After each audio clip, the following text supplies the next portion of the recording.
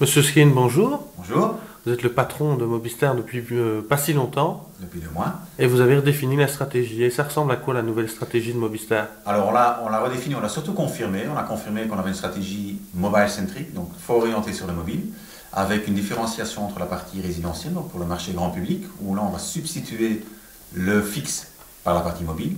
Et puis pour la partie business, une stratégie de convergence où on converge le mobile et le fixe dans des produits tout à fait intégrés.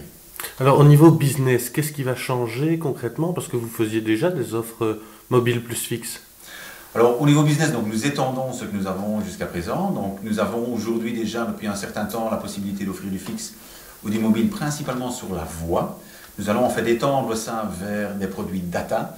Et donc nous allons avoir une parfaite convergence entre le fixe, le mobile, sur la voix et sur le data, avec des produits innovants.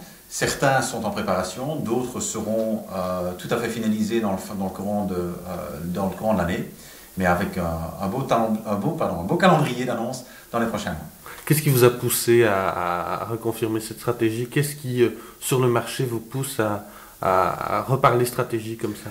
Alors on le voit clairement parce que le marché évolue en ce sens. On voit que de plus en plus les besoins des utilisateurs sont des besoins de mobilité. On le voit également dans le terme de l'évolution du marché des télécoms, qui est un marché où la partie fixe est en diminution très forte et elle est constante dans les prochaines années. Et donc en tant qu'acteur mobile, nous confirmons cette stratégie, qui est une stratégie de croissance, dans les segments en croissance du marché des télécoms, qui sont les marchés de la voix et du data. Et donc nous nous inscrivons finalement dans une mouvance qui est une mouvance de croissance, qui confirme la position que nous avons et que nous allons continuer à développer avec des produits innovants.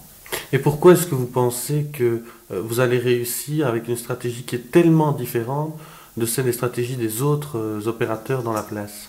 Alors, on va surtout se différencier sur un certain nombre d'innovations qu'on va apporter sur le marché, mais surtout parce que nous croyons très fort dans cette partie mobile, parce que le marché évolue en ce sens, parce que les besoins évoluent en ce sens, parce que le client nous le demande, mais aussi parce que nous n'avons pas de protection à faire d'une base existante, que certains opérateurs peut-être doivent protéger parce qu'ils ont un acquis. Oh, vous pouvez en citer quelques-uns, mais il n'y a pas que, il y en a d'autres. Donc il y a des acquis que nous ne devons pas protéger. Donc ça nous permet d'être surtout différenciants, d'apporter des choses qui sont nouvelles, d'apporter des choses qui ne vont pas nécessairement devoir, tirer un acquis derrière elles.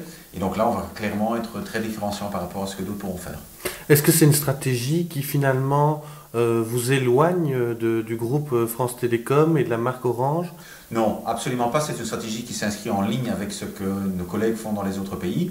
Il est bien sûr différent, la situation diffère d'un pays à l'autre en fonction de l'historique, mais par rapport à d'autres confrères et consoeurs dans d'autres pays, clairement, nous sommes en ligne avec une stratégie où la mobilité devient plus importante, où nous annonçons de nouveaux produits, où nous allons nous différencier par rapport à la partie fixe.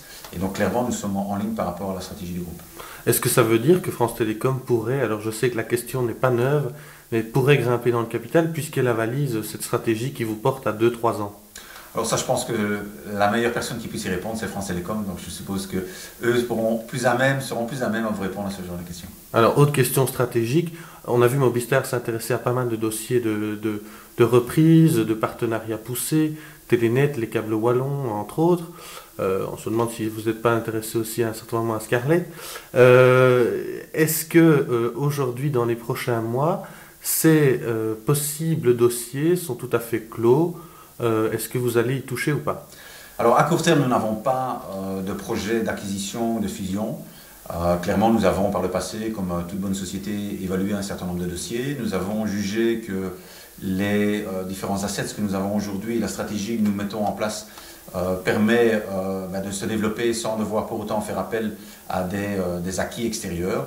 Et donc aujourd'hui, nous n'avons pas à court terme de projet d'acquisition d'autres sociétés au niveau local ou au niveau international.